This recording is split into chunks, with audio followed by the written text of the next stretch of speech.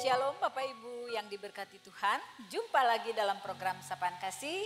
Puji Tuhan, kita akan memulai hari ini. Kita ingin disapa oleh firman Tuhan.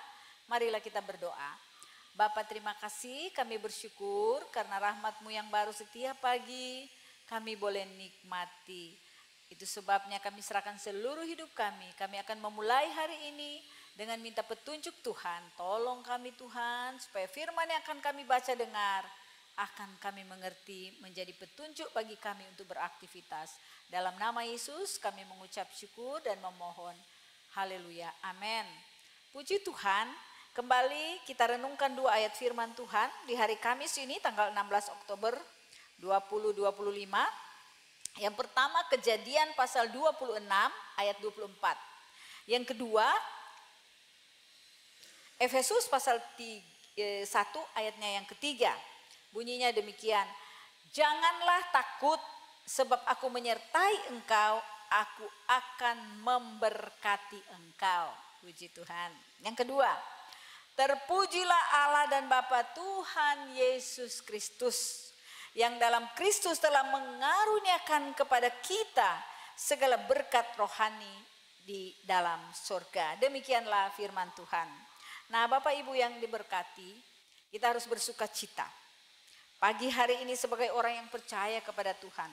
Karena kita tahu bahwa kita ada sampai detik ini itu semua karena berkat kasih sayang Tuhan.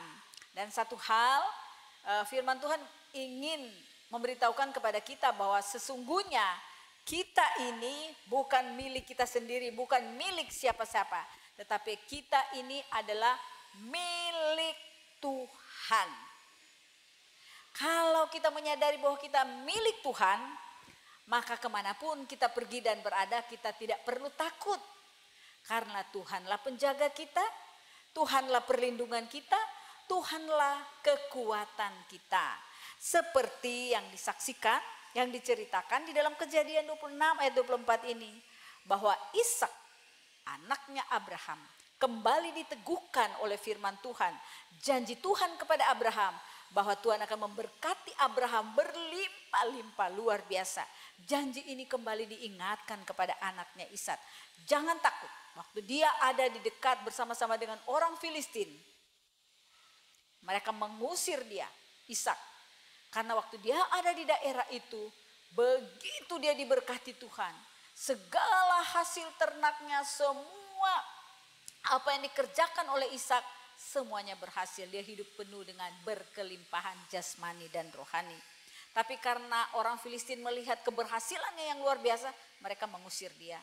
Dia pergi ke satu tempat yang namanya Gerar, dia menetap di situ dan Tuhan juga memberkati dia di situ. Waktu dia keluar, Tuhan bilang, jangan takut, sebab aku menyertai engkau, aku akan memberkati engkau. Firman Tuhan mengingatkan kepada kita, mari kita memuji Tuhan.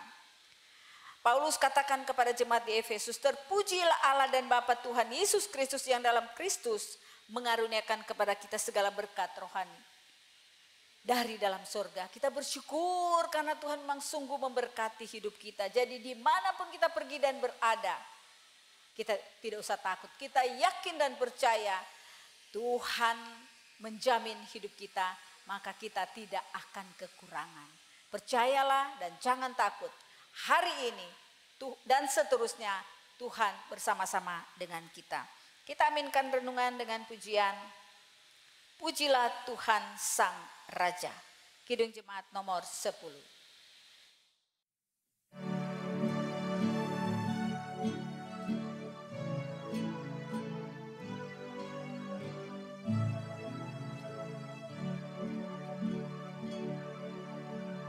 Pujilah Tuhan Sang Raja yang Maha Mulia, segenap hati dan jiwaku pujilah Dia. Datang berkat, berilah musikmu bergam, angkatlah puji-pujian.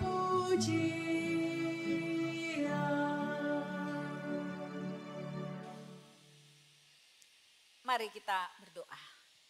Kami bawa segala pergumulan, persoalan, masalah kami di hadapan-Mu Bapa. Karena kami percaya Engkaulah yang berkuasa atas hidup kami.